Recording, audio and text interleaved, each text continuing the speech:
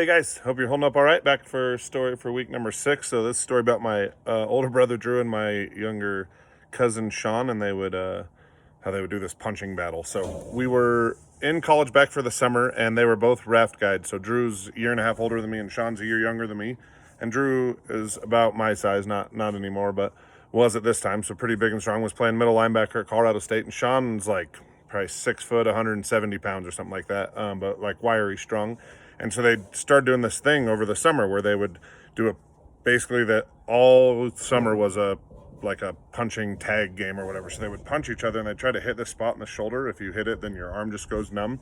And so sometimes they would like hit each other. So if you got punched, then you were it. And sometimes they would hit each other like back and forth. But other times one of them would hit the other one, and then it would be like a week and the other one would never hit back, just like waiting, anticipation waiting. And then we'd be like at a party or something, or hanging out with a bunch of girls, and then one of them would just hammer the other one. So obviously Drew was like bigger and stronger, so he was getting the better of this. So they were sleeping at the time. I was sleeping in my room at my parents' house. Well, we had like a little nook in the TV room, in like the family room, and they had put a bunk bed in there, and they were sleeping there. So this one night, and I didn't drink or anything. I was always the driver, but they were both drinking, and they got pretty drunk, and so I drove them home, and we were hanging out in the living room. It was about 1 a.m. or so, and Drew got into the lower bunk bed and he went to sleep. So me and Sean were hanging out, and it was probably like 1:30, maybe 2 a.m, and Sean looks at me and he's like, "I got a great idea." And I'm like, "What?" And he goes, I'm gonna punch Drew. I'm gonna punch him so hard, just right in the chest." So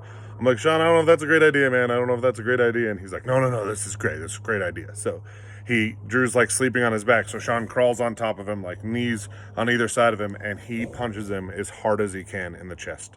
And Drew wakes up and he is pissed, and he gets up and he grabs a hold of Sean. Now Sean was like a gymnast when we were young, and he could like climb anything.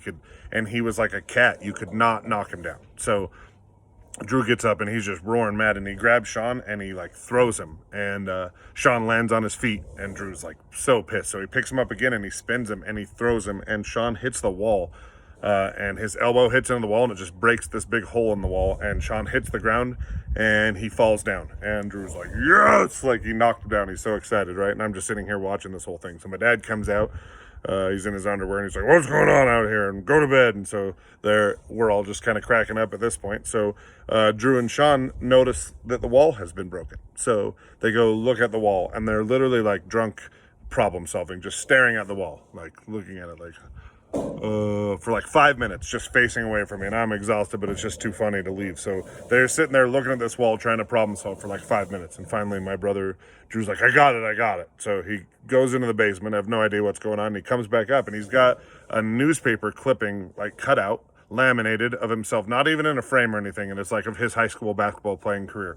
Well, the hole in the wall is like maybe a foot on this blank wall, and it's like a foot above the ground. So he takes this picture and he puts scotch tape on the corners, and he tapes it over here, and it's not even close to straight, a foot up from the ground, and it's just sideways, like not even framed picture. They like look at it and they turn to each other and they like give each other a high five. They're like, "Oh, we solved it." And so they put the picture there, and then they both just go to bed, right? So I go to bed, and we wake up the next morning to get ready for work, and my mom comes out, and she literally walks in the living room. She walks over and she pulls it up, and she's like, "Nice, boys."